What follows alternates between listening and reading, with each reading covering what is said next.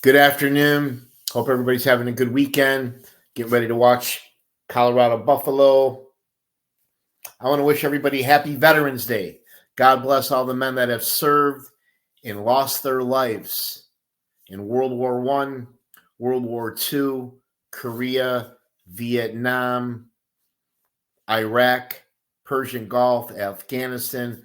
God bless each and every man that gave their life so we could have our freedom. Today's Chicago mob trial story is a good one, and I want to dedicate it to my hero, my cousin, James Bell. Back in 1968, Martin Luther King, Jesse Jackson, and other black leaders were marching, protesting the Vietnam War at Marquette Park, which is just south of Midway Airport. And back then, it was all white, all Irish, Polish, Italian kids. Now, 2023, it's the complete opposite. But Jimmy and his friends threw bricks, rocks, and bottles at Martin Luther King's entourage, and they got in a lot of trouble. They got locked up, thrown in jail, and the judge told them, you got 1 year in Vietnam or 1 year in the Cook County Jail. Jimmy opted for Vietnam, and my dad told me he'll never forget the day he left for boot camp. He didn't look like a Marine. He wasn't ready for Vietnam. Such a baby face, just a boy, 19 years old, really never even left the neighborhood. But when he got to boot camp, he was surprised that his drill sergeant was a big NFL tough guy, black guy, and a third of his fellow soldiers were all black kids, tough kids from Philly, Detroit, Cleveland, New York City. So his racism bullshit went right out the window. Now we go to February 1969 in Vietnam. Jimmy wrote a letter to his parents saying, it's hell here for the Marines, but keep praying for me and I'll make it. Fast forward February 17th, 1969. The 3rd Marine Division that he was part of was in a very dangerous part of Vietnam, way up north, called Quang Tri. And it was Jimmy's turn to go on point. And sadly, he was killed in action on his 19th birthday. This broke my dad's heart. I don't think my dad ever recovered. My dad's brother, Buddy, Jimmy's father, was so distraught, so devastated losing his only son. He packed up, shelved the United States. The man moved to New Zealand and never came back. But God bless James Bell and all the others that lost their lives so we could have freedom. Please don't ever forget that. Today, we're going to do a story on this man here, Harry Allman. I'm one of the few people that actually went to Harry Allman's trial, seen him in court, and then went to his funeral. But Harry Allman was a heavyweight in the Chicago outfit. Government alleges he participated in over 25 hits. I've heard it was closer to 100. He was never a made man because he was half Italian. And during the first trial, the government alleged that he killed a union official, Bill Logan. And through Harry's connections to the First Ward, crooked, corrupt lawyer Bob Cooley, and a few of the Cook County judges that were on the mob's payroll, they actually bribed the judge for $10,000, and the judge found Harry not guilty in a bench trial. Years later, the government found out that case was fixed, that the fix was in, so they threw out the double jeopardy law. This is the first time they ever threw out a double jeopardy law, and they charged Harry a second time with the murder of Bill Logan, and that's the trial I went to in 1997. And most of the trials I go to are all at the Dirksen Federal Building, all federal cases, big, somewhat state-of-the-art courtrooms, modern. I don't really like to go to state cases at the 26th and California building. It's in a real bad area. You got to park far to walk. And it's right next to the Cook County Jail, one of the most violent, oldest, corrupt, dangerous jails, county jails in the city, in the country.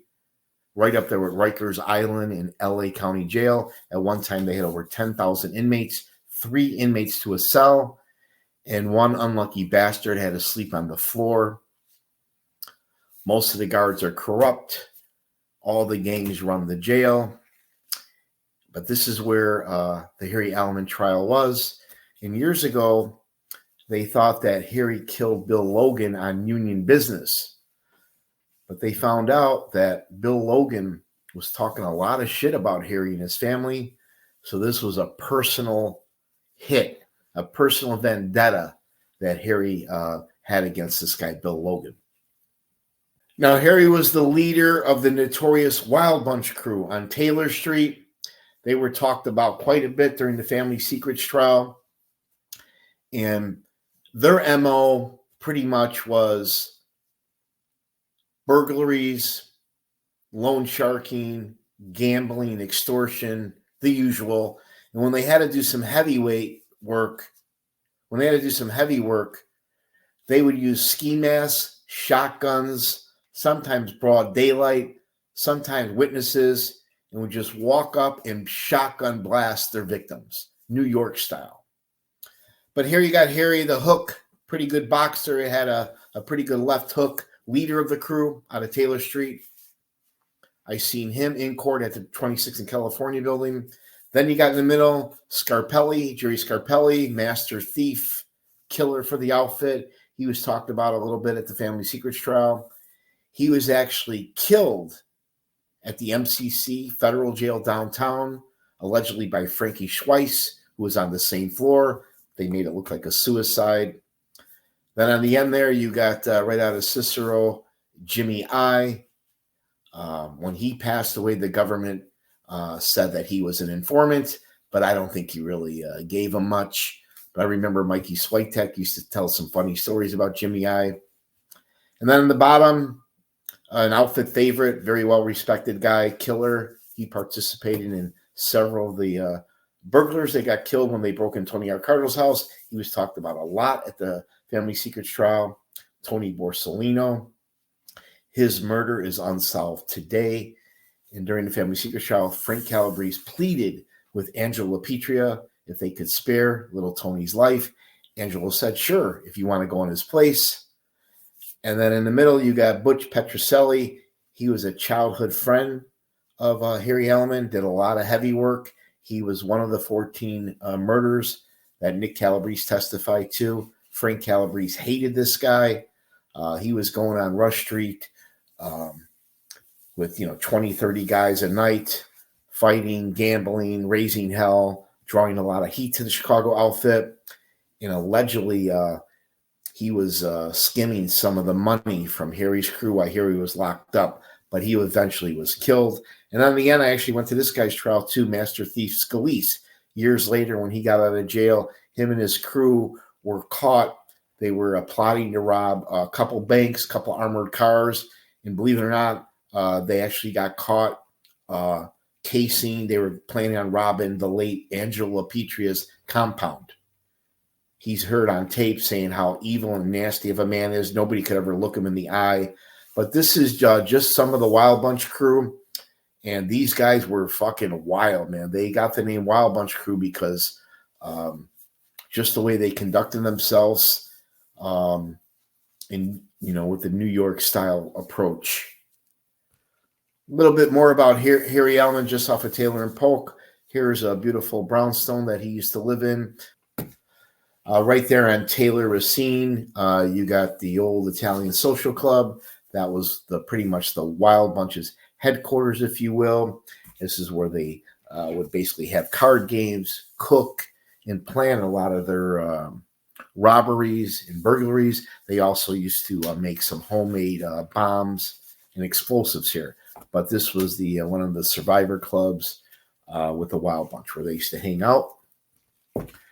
Another great place, one of Harry Ellen's favorite places to hang out right there in Melrose Park, was the Maywood Park Racetrack. Him and his crew were there anywhere from 3 to 4 days a week.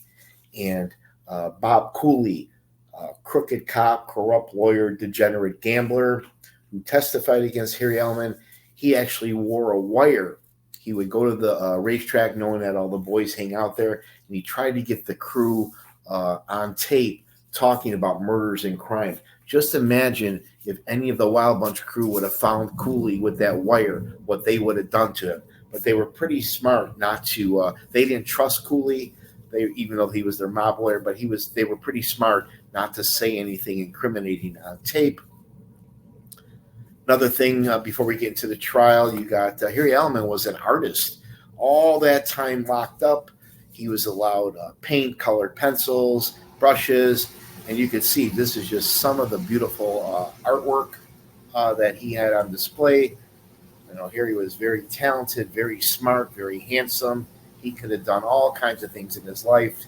And if you go to one of my favorite spots in Chicago, the best classic dive bar in the city, you'll see a couple paintings that were given to the owner by Harry Ellman. Now here's Joe Nago, Joe Ferriola, boss of the Chicago outfit. He had a short stint as a boss, and he eventually died of natural causes. He was talked about quite a bit at the Family Secrets trial, according to Nick Calabrese. He was one of the men there that took part in the beatdown of the Spilotro brothers after the killing. I said it a few times. Joe Ferriola, Nick Calabrese, and John Feccarata all went for coffee after Spilotros were beat to death, and Ferriola told them to cut their gloves into little tiny pieces. But I bring him up because he was an uncle to Harry Ellman, blood relative, I think on his wife's side, I forget. But when Harry got out of jail, Joe Nago gave him a couple $100,000 to put on the street in the juice business to get back on his feet. Now, Harry Ellman and Joey the Clown Lombardo really liked each other and respected each other. And when Joey was on the lam prior to the Family Secrets trial, Harry did a very rare interview. And they asked him, what do you think about Joey? He said that Joey was a swell guy. He had a million scams, and I hope the government never finds him.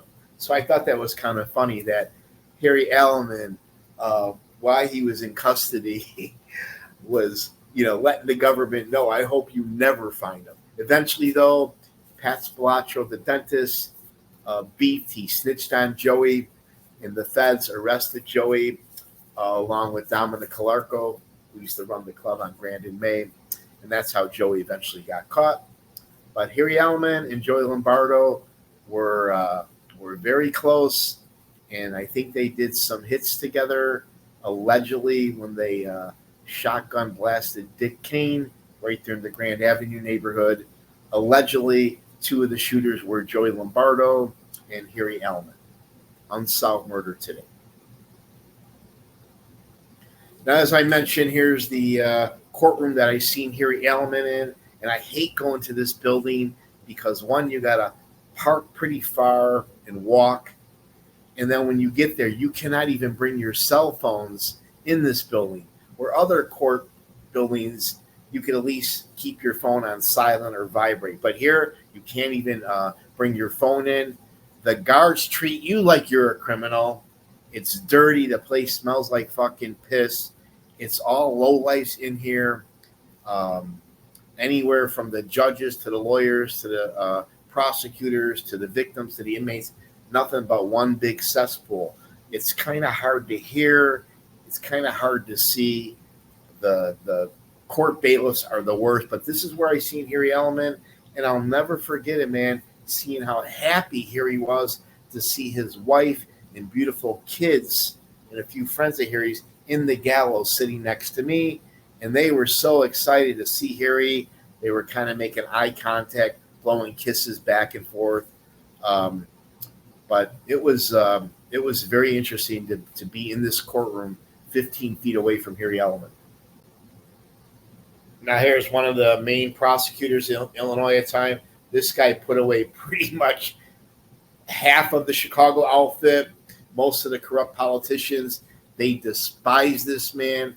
I remember seeing him do press conferences daily in and outside the courtroom, but he was one tough assistant state's attorney, and definitely they could not corrupt him, and he helped with the demise of the Chicago outfit. The government's main witness at both trials of Harry Elman was this lowlife here, Bob Cooley. I did a story about him before. Crooked cop, alcoholic, cokehead, corrupt lawyer. He was actually the bagman that would work very closely with the First Ward, Alderman Rhodey, Pat Marcy, DiArco, and bribe the judges. He knew over 75 corrupt Cook County judges, and he got behind on taxes. He owed John No-Nose DeFranco a couple $100,000 in gambling debts. Same with Marco D'Amico. Rather than do a couple years in jail and pay his debts, he decided to fucking flip, cooperate, and wear a wire. This lowlife here brought down pretty much the entire Chicago First Ward, as well as Harry Elman. He testified that he was the lawyer that bribed Judge Frank Wilson. He also tried to get Harry and the crew on tape. He never did, but it was kind of like a catch-22 situation because the Chicago outfit, they need crooked mob attorneys like this to get things to go their way in the court system. But yet, when you hang out and do business with lowlifes like this, they're eventually going to snitch and rat against you. But this guy testified against Harry Elman, what he knew Harry Elman's reputation and connection to the Chicago outfit. But this was the government's main witness. I did not find him credible, but the jury did find him credible. And without his testimony, Harry Elman would have beat that trial a second time. Second witness here, unfortunately for Harry, you got Lowe, Bobby Lowe. He was walking his dog that night. He was walking his German Shepherd, and he heard a couple shotguns, loud blasts. He actually came eyeball to eyeball with Harry Elman. He testified that they stared at each other for about 4 seconds before Harry Elman got in the car, and he kind of played the victim role on the witness stand. This was the second time he testified in court. He wasn't as nervous as the first trial, and he was pretty much he did like 12 months in jail for some burglaries, a convicted felon, and he was kind of arrogant, acted like a tough guy, and he wanted vengeance against Harry. It was obviously he had an axe to grind, a real fucking scumbag.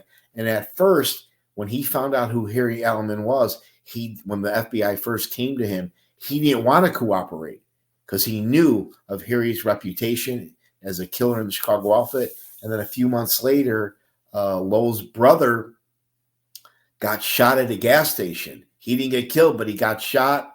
So that scared the shit out of him. He decided to cooperate with the FBI and testify against Harry Elman at both trials.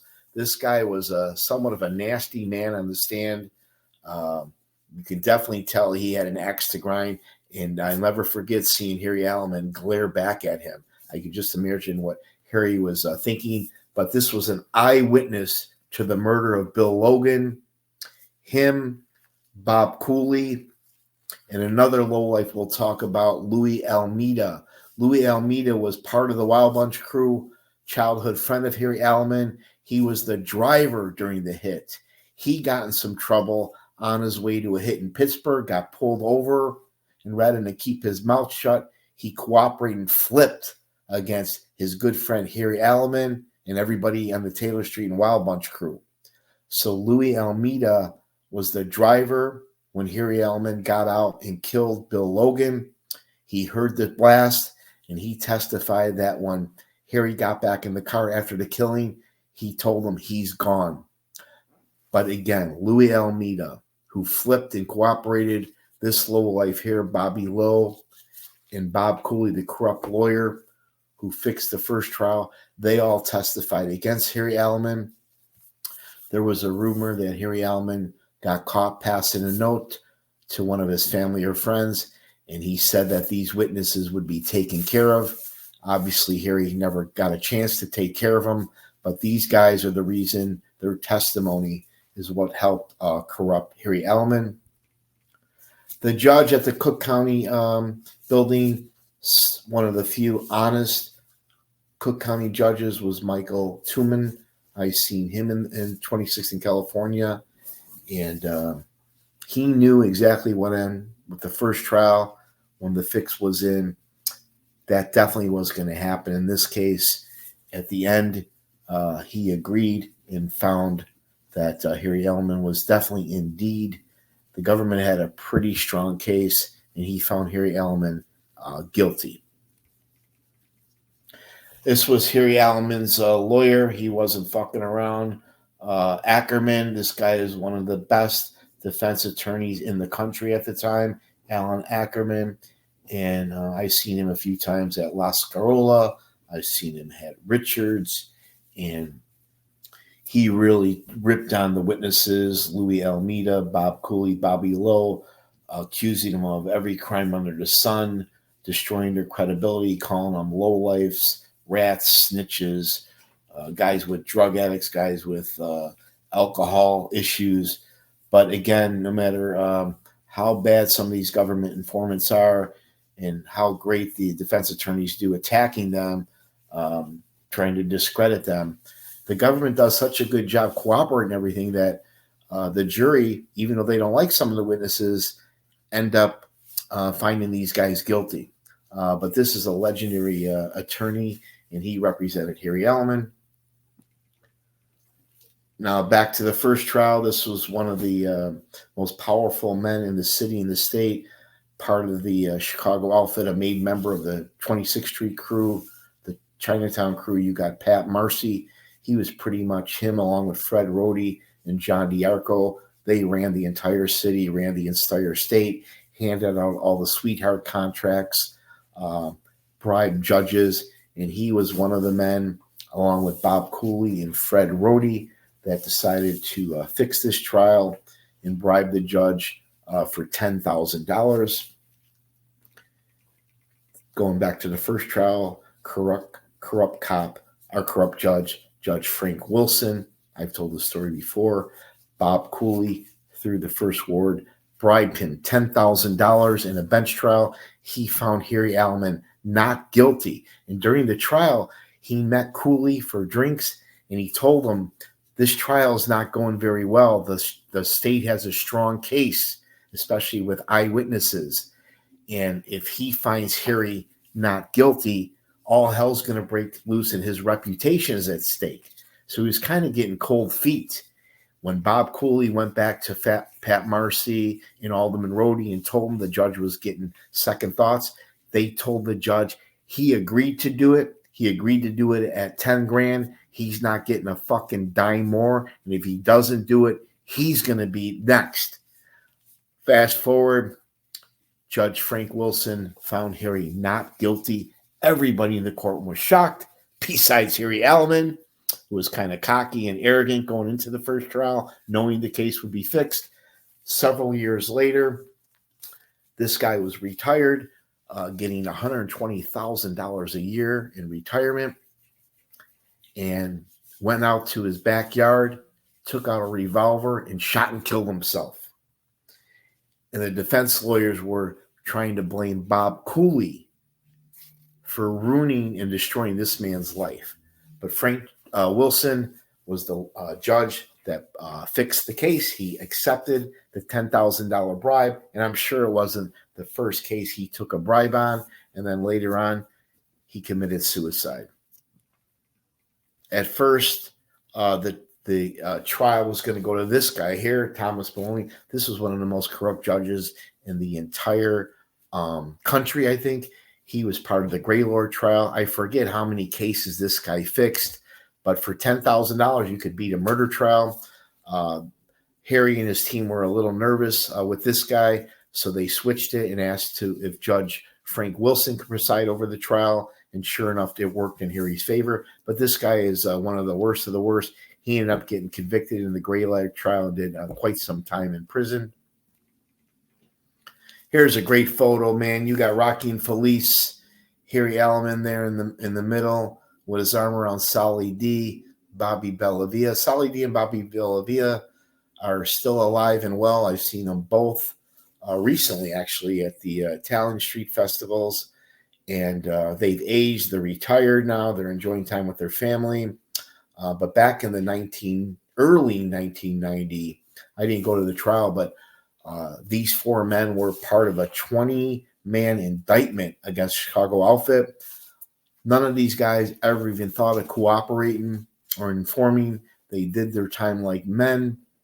And like I said, two of them died in jail. Two of them were able to come home with their families. But I've seen every single one of these men in court. Joaquin Felice I've seen at the Good Ship Lollipop trial. Harry Allman I've seen at 26 in California. Sally D was a defendant at the Good Ship Lollipop trial as well as Bobby Bellavia. But this is a great photo of all the Chicago wise guys doing time together. Now here's Butch Petrocelli, made member of the Chicago outfit. He was a childhood friend of Harry Allman, the best of friends. They did everything together. They hung out at the club. They hung out at the racetrack. They gambled. They ate together. Their families were very, very close. And allegedly, Butch Petrocelli was skimming some of Harry's street crew money when Harry was locked up. I believe it. He was one of the murders discussed at the Family Secrets trial. Frank Calabrese despised this man. They lured him to the club in Bridgeport, and Angela Petrie said, "Take out the garbage." When Butchie went next door to the club, he was jumped by Frank Calabrese, Nick Calabrese, a couple other guys from the Chinatown crew, and they really gave him the business and killed him. So this is Butch Petrocelli, and during the Harry Allman second trial, Harry's defense was that Butch Petrocelli was the one that killed Bill Logan because he was having an affair with his sister. It was a pretty good defense, blaming it on the dead guy. But this is Butch Petrocelli. He was stealing from his own crew, and he was one of the guys that would go out on Rush Street with 20, 30 deep, raising hell, causing a lot of heat. Eventually, the outfit bosses had enough of Butchie and had him killed. Another heavyweight made member of the Chicago outfit is Marco the Mover D'Amico. I've never seen him in court, but Bob Cooley, the rat that testified against Harry Allman, he owed this guy hundreds of thousands of dollars in gambling debt. And John Nonos DeFranzo was being very patient with Cooley because he knew him, his family, and friends need a good mob attorney like Cooley to get them out of trouble. But Marco D'Amico, his patience was running thin. It was just a matter of time before Marco was going to tune up that corrupt lawyer.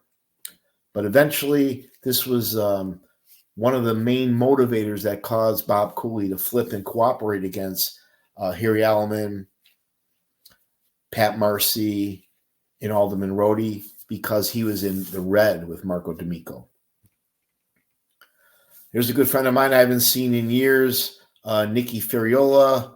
Met him at the Chicago Mercantile Exchange, son of Joe Ferriola. And Nicky was a defendant at the Family Secrets trial, but he was very smart. He took a plea, pled guilty, did his time like a man. He's home now. He's retired, has a legitimate job. And I want to set the record straight for guys like Scott Bernstein and Red Wimette and others that are accusing him of being the leader of the Chicago outfit. That's complete bullshit. He's way too smart to get back in this life. But the reason I bring up Nicky is he is related to Harry Allman, and he would go visit Harry Allman when he was in prison because he's allowed. He's a family member. Nicky would also visit Frank Calabrese in prison as well, saying he was his godson. One murder that Harry Allman was a suspect in that is still unsolved today was Sam Giancana's buddy, double agent. This guy was a Chicago outfit wannabe, as well an associate, as well as an informant, corrupt cop. This guy got fucking shotgun blasted right there near Grand and May in my neighborhood. I go by there all the time. It used to be called Rosie's Sandwich Shop. Then they turned it into Terry's Coffee. But allegedly he was in there. Two masked gunmen walk in there and announce this is a stick-up. Alleged suspects were Marshall Cofone, Joey Lombardo, Harry Allman, maybe Frankie Schweiss. And they walked up to him, lined everybody up, walked up to him, two men with ski mask on and shotgun, sound familiar, and blew his head right off, right there on Grand and May. That rat informant Red Wimette claims he was there that day, and he saw Harry Allman on the roof. He saw Marshall Cofano. Complete bullshit. If Red Wimette was there the day Dick King got blasted, old Red would have got blasted too. But this is one of many of Harry Allman's victims.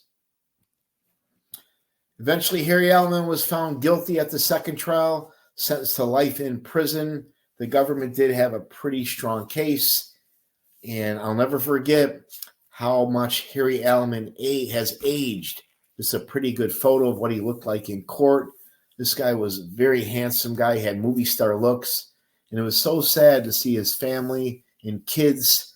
A couple of the kids I used to see at the Mercantile Exchange and at some of the nightclubs, good-looking kids. It was just so sad for them to see their father suffering that they couldn't be with them.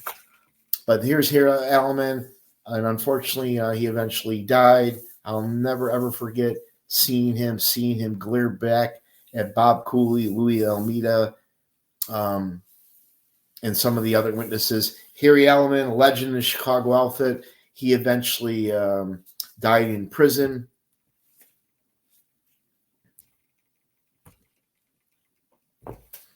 Shortly after the Family Secrets trial, my friend Bob Ferguson from WGN, he was a court buff like myself, although he only went to the Family Secrets trial. He wanted me to go to the Harry Allman trial with him. I'm sorry, he wanted me to go to the Harry Allman funeral with him. I did not want to go. I didn't know Harry. I felt uncomfortable, but I went anyways. I went to the Harry Allman funeral. I'll never forget it. And when I was there, I said a prayer for Harry and his family. I also said a prayer for all Harry's victims. But I hope you enjoyed that short little story about the Harry Allman trial. Again, it was the only case in history where they threw out the double jeopardy law, because the first trial, the judge was fixed. In Chicago, if you knew the right people, had the right connections for 10 grand, you could beat a murder rap. And this wasn't the only murder that the outfit had fixed for 10 grand. But unfortunately for Harry, the lawyer, his good friend Louis Almeida, and he left a witness that testified against him. But every time I'm in the Taylor Street neighborhood, I always think about Harry Allman. God bless his family, all his victims. And please, guys, if you like my Chicago mob trials, hit the like button, subscribe, share with your friends. The next story I'm going to do is not a Chicago outfit trial, but it's about the Black Gangster Disciple trial, one of the largest gangs in the country. I went to the Larry Hoover trial. They were running $100 million a year drug operation with 30,000 soldiers. Hoover was running the gang from his prison cell. So we're going to do a really interesting story about that. Hope everybody has a good weekend. Please share with your friends, subscribe. And for all my haters out there, take the wife to the mall, bro. Go wash your car. Read a book. Get a life, will you? Take care.